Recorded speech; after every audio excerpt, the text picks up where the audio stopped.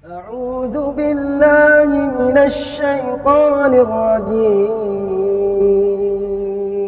بسم الله الرحمن الرحيم. Jadi kalau sudah hatinya bermasalah, ya hatinya bermasalah, maka raga pasti bermasalah. Jika kolbu bermasalah, maka raga pasti akan bermasalah. Saya kemarin dapat konsulan, ya ada orang tanya lah, ada seorang sepertinya mbak-mbak mungkin, saya nggak tahu. Dia tanya, dia punya tumor payudara. Tumor payudara ini zaman, saya tanya ke ibu deh, maaf, zaman ibu dulu banyak nggak kasusnya? Zaman ibu masih muda 20 tahun, enggak. Sekarang kayak kacang goreng, iya kan? Karena saya tahu ilmunya, Bapak Ibu sekalian. Pertanyaan saya cuma satu sama dia, sama mbak itu. Mbak, ada sakit hati gak sama pasangan? Saya bilang, sakit hati. Ya, sakit hati sama pasangan itu maksudnya apa? Kalau dia sudah berkeluarga, maka itu sama suami. Oke? Kalau dia belum berkeluarga, bisa jadi sama bapak ibunya. Ternyata, bukan tebakan sini. Karena saya ngomong begitu tuh biasa ada dasar juga. Ya, akhirnya dia ngomong lah, bahwa ternyata keluarganya bermasalah dan dia katakan di situ kan, saya sakit hati sama bapak saya. Nah itu yang jadi tumornya awalnya dari situ sebenarnya. Ya, jadi kalau ada yang sakit-sakit begituan, coba dilacak dari mana kisahnya ini. Pasti ada kisahnya. Ya, dan kisah itu kadang-kadang kita tidak sadarin perlakuan orang tua terhadap kita dan kita tidak terima. Tunggu aja waktunya, itu akan jadi sakit atau penyakit kalau kita tidak perbaiki. Ya, perlakuan orang tua misalkan. Jadi hati-hati dengan perasaan lah ya, seperti itu. Nah, jadi bagaimana kita memulai itu? Ya dekat-dekat dengan agama, ya dekat-dekat dengan Quran. Ya, kalau Anda lagi sekarang baca Quran, jangan langsung baca Quran, diam dulu sebentar. Ya, ngapain diam? Memperbaharui niat.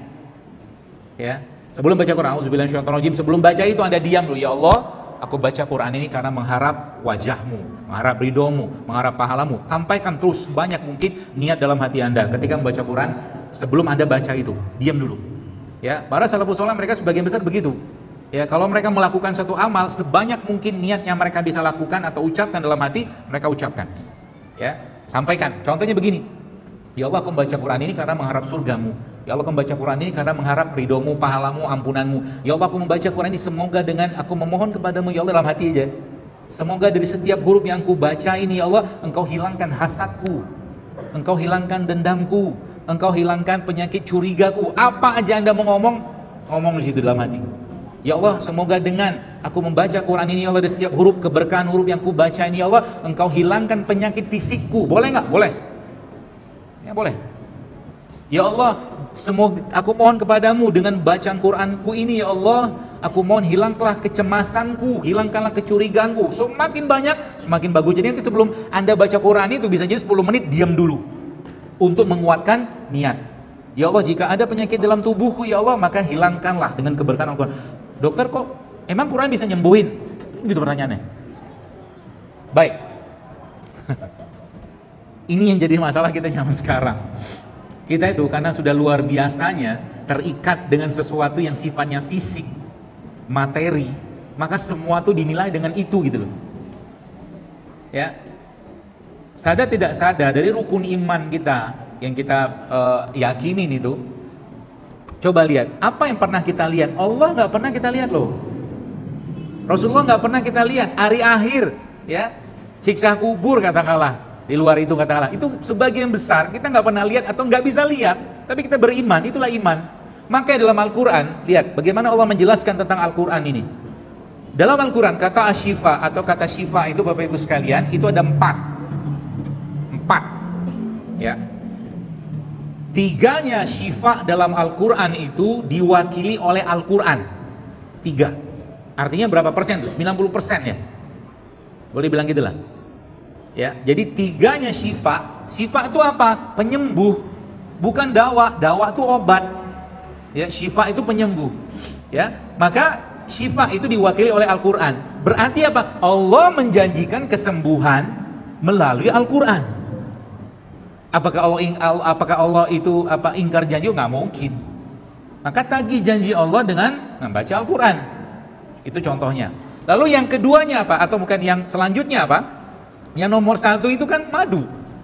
Atau yang sisanya tadi itu, yang 10 tadi itu. Ya, dari 3 tadi, itu 3-nya itu adalah Al-Quran, 1-nya itu diwakili oleh madu. Ya, artinya apa? Madu dan Quran itu obat utamanya orang Muslim atau Muslim.